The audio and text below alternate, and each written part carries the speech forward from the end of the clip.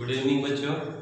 आज बहुत दिनों के बाद फिर आप लोगों के साथ में उपस्थित हुए हैं कुछ टॉपिक को लेके। पिछले क्लास में हम लोगों ने पढ़ा था मेंडल लॉ आप लोगों ने मुझे लगता है कि पूरे अच्छे तरीके से समझा। उसमें ये बताया गया कि कुछ यूनिट फैक्टर है जो एक जनरेशन से दूसरे जनरेशन जाता है, लेकिन कौन सा मटेरियल जाता है या कौन सा जो है जो फैक्टर है वो जाता है, ये उस समय मेंडल ने एक्सप्लेन नहीं कर पाया। उसके बाद बहुत ही फेमस एक्सपेरिमेंट आप लोगों ने पढ़ा, ग्रिफिथ एक्सपेरिमेंट 1928 में 1928 में, जो कि चूहा पर हुआ था।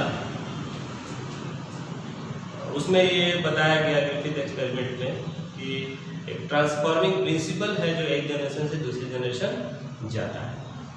उसके बाद 1944 में एवेरी, मैकलियोड, मैकार्टी, ये तीन साइंटिस्ट ने ये प्रूफ किया कि असल में जो जाने वाला जो मटेरियल है वो डीएनए है। लेकिन फिर भी कंफ्यूजन बरकरार था, क्योंकि क्रोमोसोम जो बना था वो क्योंकि क्रोमोसोम जो बना होता है वो डीएनए और प्रोटीन का बना होता है।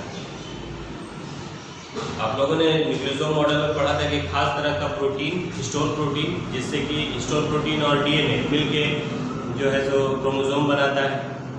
न्यूक्लियोसोम मॉडल में आप लोगों को बताया गया।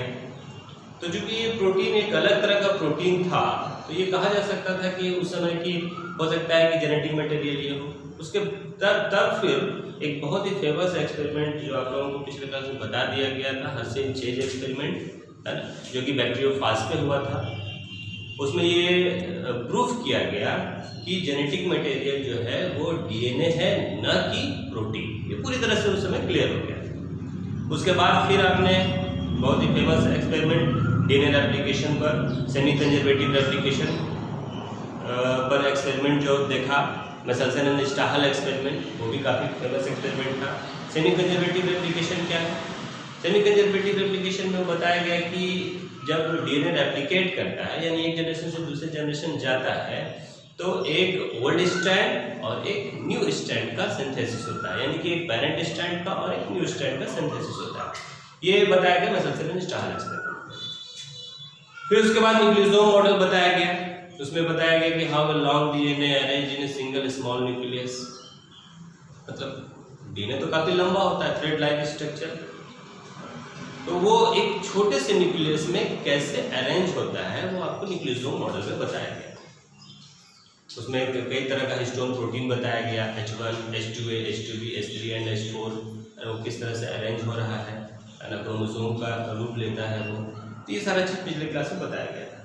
आज आपके क्लास में हम बताने जा रहे हैं जीन एक्सप्रेशन। जीन एक्सप्रेस कैसे होता है, यानी कि प्रोटीन सिंथेसिस।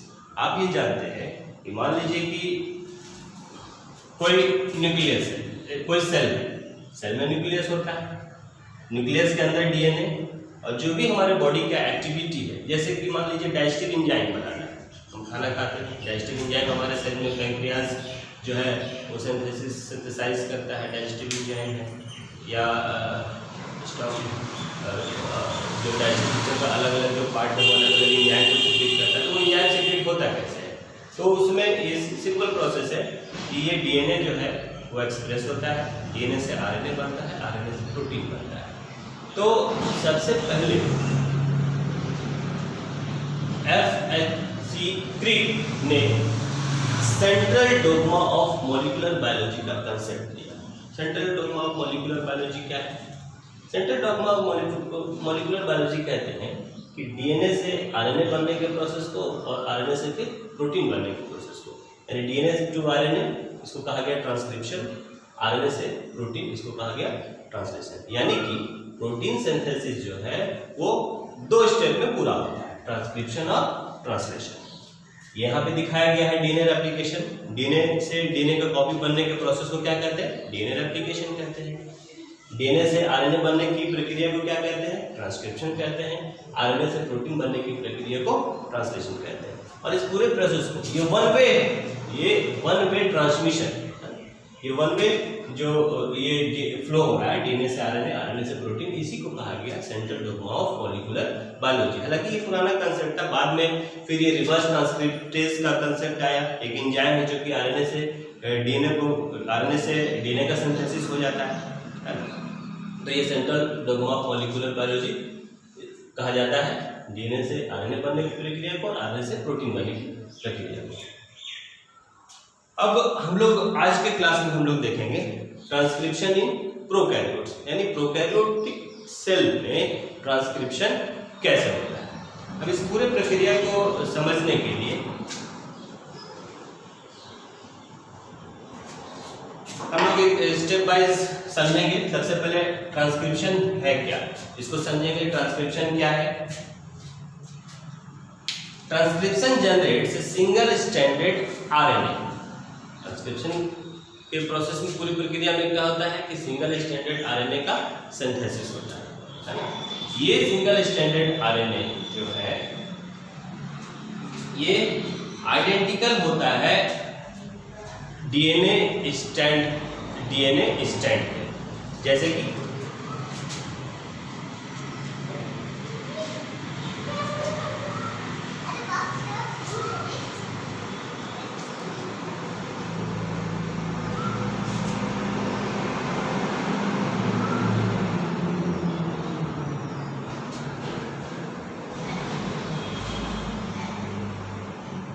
ये 5 डबल स्ट्रैंडेड डीएनए। तो जो भी आरएनए होगा, जो भी बनेगा, सिंथेसिस होगा, वो डीएनए का के एक स्ट्रैंड, जिसको कि टेम्पलेट स्ट्रैंड कहेंगे, उसके आइडेंटिकल होगा, यानी कि कंप्लीमेंट्री सीक्वेंस होगा, है ना। तो इस प्रक्रिया को, आरएनए बनने के प्रोसेस को, डीएनए से आरएनए बनने की प्रक्रिया को ट्रांसक्रिप्शन कहा जाता है। अब देखिए ट्रांसक्रिप्शन का जो ये प्रोकैरियोट्स में सबसे पहले तो ये ट्रांसक्रिप्शन यूनिट क्या किसको कहेंगे? देखिए 3 ट्रांसक्रिप्शन यूनिट कहा जाता है इस सीक्वेंस को। जहाँ से प्रोटीन सिंथेसिस स्टार्ट होता है उसको कहा जाता है प्रोमोटर, और जहाँ पर जो है जहाँ पर पूरा ट्रांसक्रिप्शन प्रोसेस चलता है उसको कहा जाता है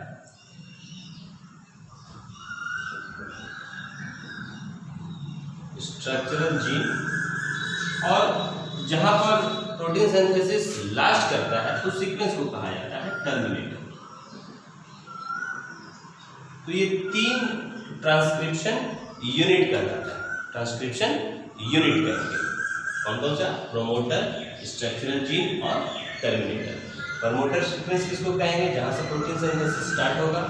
स्ट्रक्चरल जीन जिस सीक्वेंस का जो है कॉम्प्लीमेंट्री सीक्वेंस बनेगा, आरएनए का सीक्वेंस बनेगा, उसको क्या कहेंगे? Structural gene. और जहां पर एंड करेगा प्रोटीन सिंथेसिस उसको कहेंगे टर्मिनेटर जीन।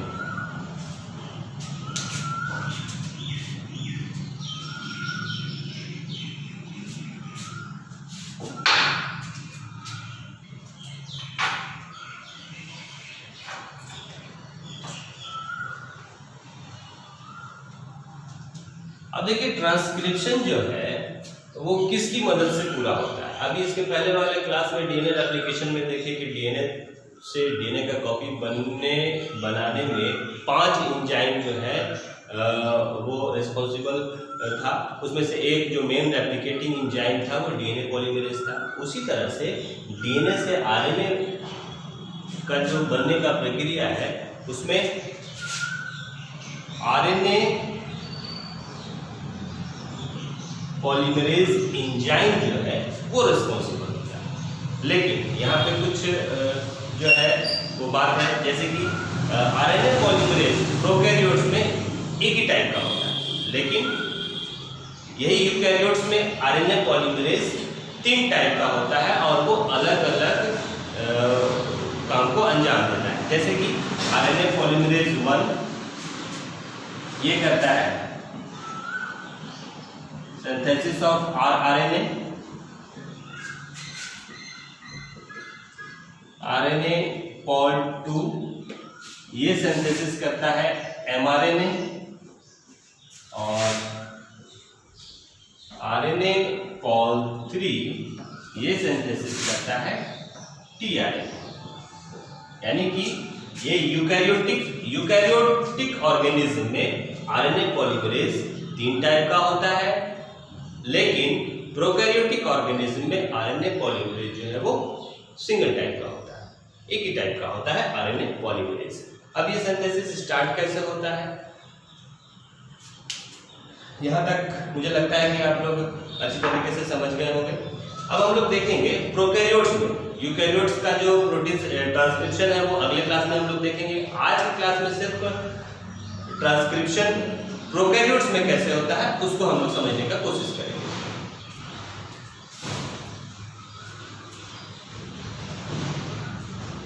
देखिए प्रोकैरियोट्स में या कहेंगे यूकैरियोट्स में भी ट्रांसक्रिप्शन जो है वो 3 स्टेप में होता है, 3 स्टेप में। इनिशिएशन, दूसरा इलॉन्गेशन, तीसरा टर्मिनेशन। ये 3 स्टेप में जो है प्रोकैरियोट्स का जो है ट्रांसक्रिप्शन कंप्लीट होता है, इनिशिएशन, इलॉन्गेशन, टर्मिनेशन। अब हम तीनों स्टेप को हम लोग देखते हैं कि किस तरह से होता है।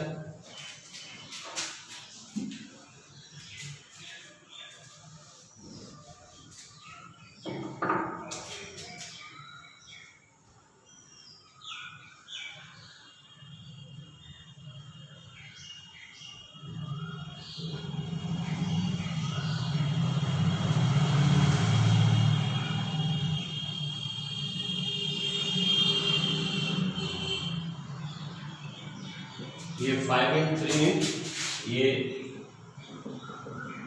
इनिशिएशन का स्टेप, फर्स्ट स्टेप। अब इसमें देखिए कि सबसे पहले ये प्रोमोटर रीजन होगी, इसको कहेंगे हम लोग प्रोमोटर रीजन। ये प्रोमोटर रीजन,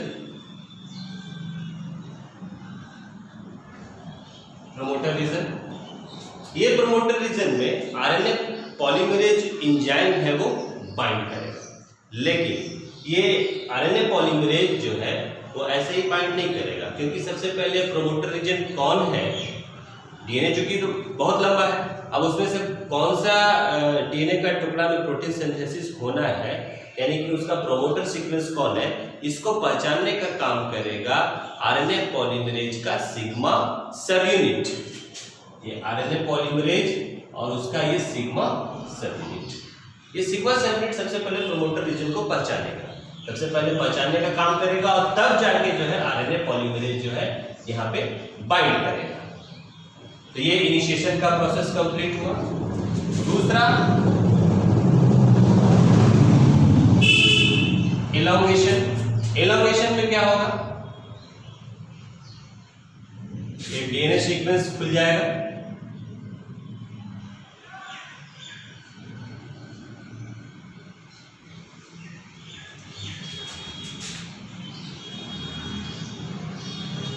ये डीएनए सीक्वेंस खुल जाएगा और यहाँ पर आरएनए पॉलीमरेज इसमें अपना सिंथेसिस शुरू करेगा और ये आरएनए ट्रांसक्रिप्ट जो है वो बनाना शुरू करेगा। ये है इलॉन्गेशन, यहाँ से डीएनए सीक्वेंस खुला और ये आगे बढ़ा और ये आरएनए सीक्वेंस बन रहा है, ये कहलाएगा आरएनए सीक्वेंस। जो कौन कर रहा है, ये आरएनए पॉलीमरेज। अब ये यहां तक कंप्लीट होगा, स्ट्रक्चरल यूनिट पूरा कंप्लीट होने के बाद फिर आएगा टर्मिनेशन सीक्वेंस। अब टर्मिनेशन सीक्वेंस को भी पहचानने का काम एक आरएनए पॉलीमरेज का अलग सब यूनिट करेगा। हम लोग तीसरे स्टेप में चलते हैं, टर्मिनेशन। टर्मिनेशन में क्या होगा,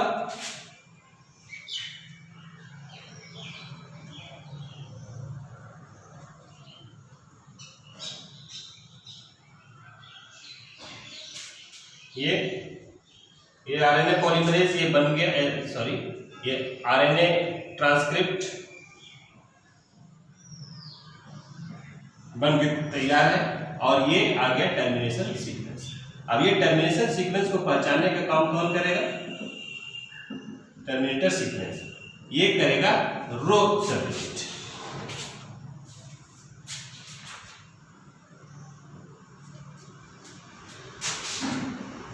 रो फैक्टर, ये रो फैक्टर ये टर्मिनेशन सीक्वेंस को पहचानेगा और फिर आरएनए ट्रांसक्रिप्ट अलग हो जाएगा और आरएनए पॉलीमरेज जो बाइंड किया था इसमें वो भी अलग हो जाएगा। ये रो सब यूनिट उसी का है, आरएनए पॉलीमरेज का सब यूनिट है, ये छोटा सा सब यूनिट आरएनए पॉलीमरेज का। तो ये 3 स्टेप में जो है प्रोकैरियोटिक ट्रांसक्रिप्शन कंप्लीट होता है। फिर से आप लोग देख लीजिए, initiation, elongation, termination, 3 transcription unit, promoter, structural gene और टर्मिनेटर। प्रमोटर स्टार्टिंग सीक्वेंस को कहते हैं। इस प्रमोटर सीक्वेंस को पहचानेगा कौन? सिग्मा सब यूनिट आरएनए पॉलीमरेज का, सिग्मा सब यूनिट ये प्रमोटर सीक्वेंस को पहचानेगा और पहचानने के बाद आरएनए पॉलीमरेज इस प्रमोटर सीक्वेंस में लग जाएगा और फिर होगा एलोंगेशन में यहाँ से एक टेम्पलेट स्टैंड में ये का कॉम्प्लीमेंट्री सीक्वेंस बनेगा और ये आरएनए ट्रांसक्रिप्ट यहाँ बनकर तैयार हो जाएगा। फिर टर्मिनेशन सीक्वेंस पे आरएनए ट्रांसक्रिप्ट अलग हो जाएगा और टर्मिनेशन सीक्वेंस को रो फैक्टर जो है आरएनए पॉलीमरेज का रो फैक्टर इसको पहचानेगा और फिर ये जो पूरा जो ट्रांसक्रिप्शन यूनिट है वो उससे अलग हो जाएगा, यानी कि आरएनए पॉलीमरेज जो है वो यहाँ से अलग हो जाएगा और ये आरएनए जो है वो बनके तैयार हो जाएगा। अब इसमें एक ध्यान देने वाली बात ये है कि प्रोकैरियोटिक ऑर्गेनिज्म में जो आरएनए बनेगा वो फाइनल एमआरएनए होगा, ये फाइनल मैसेंजर आरएनए होगा। फर्दर इसका जो है प्रोसेसिंग नहीं होगा किसमें? प्रोकैरियोट्स में। लेकिन यूकैरियोटिक के केस में ये एमआरएनए जो बनेगा ट्रांसक्रिप्शन के बाद वो फाइनल एमआरएनए नहीं होगा, इसमें फिर प्रोसेसिंग होगा, यानी इसमें काट छाट तब ये फाइनल एमआरएनए बनके तैयार होगा। लेकिन प्रोकैरियोट्स में जो भी एमआरएनए बनेगा वो फाइनल एमआरएनए होगा और इसमें किसी भी तरह का बदलाव नहीं होगा। तो ये पूरा प्रोसेस जो था वो प्रोकैरियोटिक ट्रांसक्रिप्शन का था। अगले क्लास में हम लोग फिर देखेंगे यूकैरियोट्स में किस तरह से ट्रांसक्रिप्शन होता है, उसमें आरएनए का प्रोसेसिंग का प्रोसेस क्या है, उसके बाद फिर हम लोग ट्रांसलेशन में जाएंगे, तब ये पूरा जो प्रोटीन सिंथेसिस का चैप्टर कंप्लीट होगा। कहीं कोई दिक्कत हो तो आप लोग फोन पे बात कर सकते हैं या फिर हमसे संपर्क करके। Thank you.